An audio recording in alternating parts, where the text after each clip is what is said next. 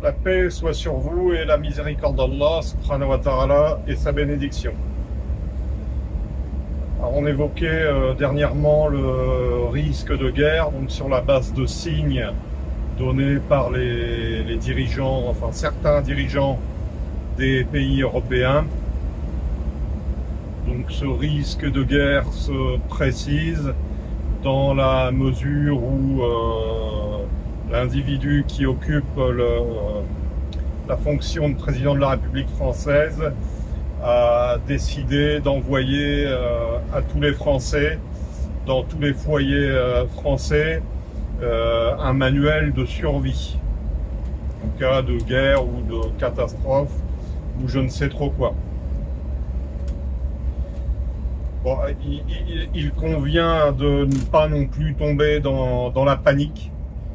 Il y a une dimension psychologique dans ces actions, une volonté de terroriser, qui n'est jamais que la continuité de cet esprit terroriste, entre guillemets, qui consiste à agiter en permanence le chiffon de la peur. Il y a toujours un motif de peur, que ce soit le réchauffement climatique, le terrorisme, les virus.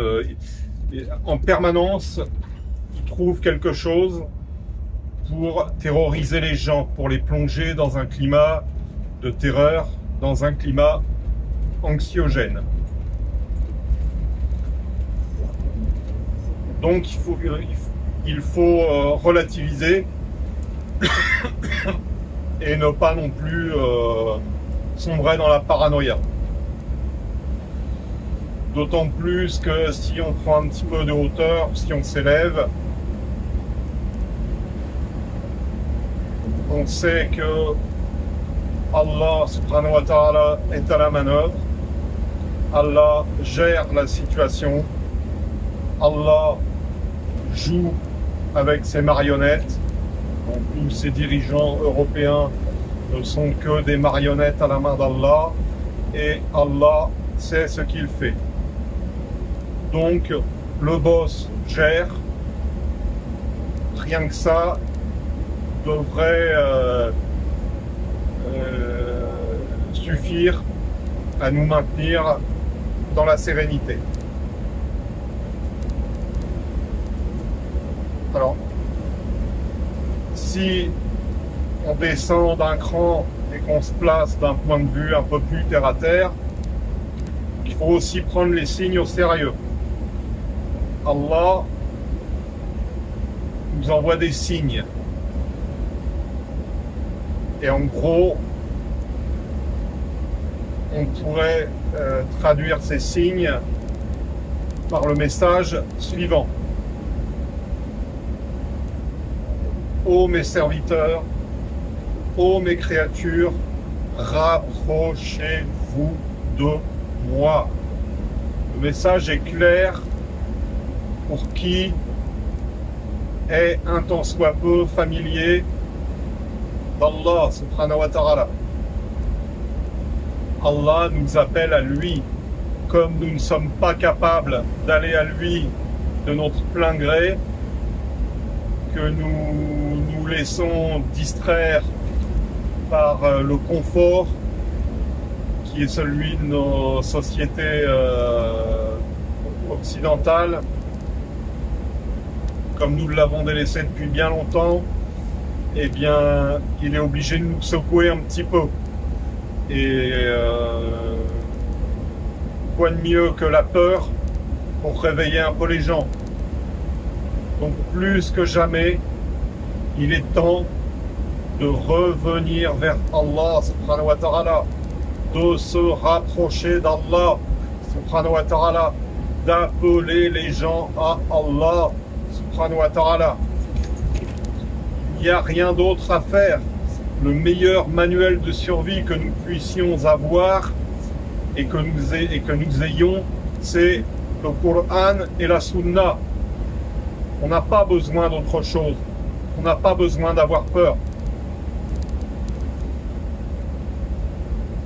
Et quand bien même nous devrions mourir, quand bien même une guerre éclaterait, et que la plupart d'entre nous périraient, la belle affaire, nous allons tous mourir. Ça n'est pas la mort qui importe. C'est dans quel état allons-nous mourir? Dans quel état allons-nous nous présenter devant Allah subhanahu wa ta'ala? Donc sur la base de ces signes et de ces avertissements et de ce message très clair, préparons-nous, accélérons notre préparation, soyons prêts à nous présenter devant Allah subhanahu wa ta'ala. Réglons tous nos contentieux, rapprochons-nous de nos proches, de nos parents, de nos amis, de nos frères et sœurs. Réglons nos dettes. Réglons ce que nous avons à régler ici-bas. Et tenons-nous prêts. Et évoquons Allah plus que jamais. Multiplions le dhikr. Appelons les gens à Allah. Il n'y a pas mieux à faire en cette période. Plutôt que de tomber dans la terreur, la crainte, la paranoïa, de tomber dans le jeu du shaitan. Si on n'est pas capable de voir qu'au-delà du shaitan, il y a Allah qui nous envoie un message, où allons-nous? On peut faire des causes pour la vie matérielle, pour la survie matérielle. On peut et on doit faire des causes, un minimum de causes. Après, ces consignes de survie, on doit les appliquer en tout temps. On n'a pas besoin d'attendre qu'un dirigeant corrompu nous les donne, ces consignes. Ce sont des choses auxquelles on doit se préparer. Prendre des précautions élémentaires, c'est basique. Mais la priorité, c'est la vie de l'esprit avant la survie du corps, avant la survie matérielle. Donc,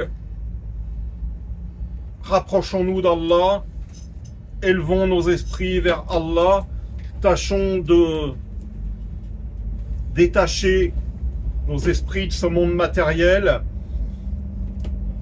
de manière à ce que nous n'en ressentions pas la fitna, le trouble, les perturbations. Barakallahu fikum wa jazakumullahu khayran. Subhana rabbika rabbil izzati amma yasifun wa salamun ala al-mursalin walhamdulillahi rabbil alamin. Assalamu alaykum wa rahmatullahi ta'ala wa barakatuh.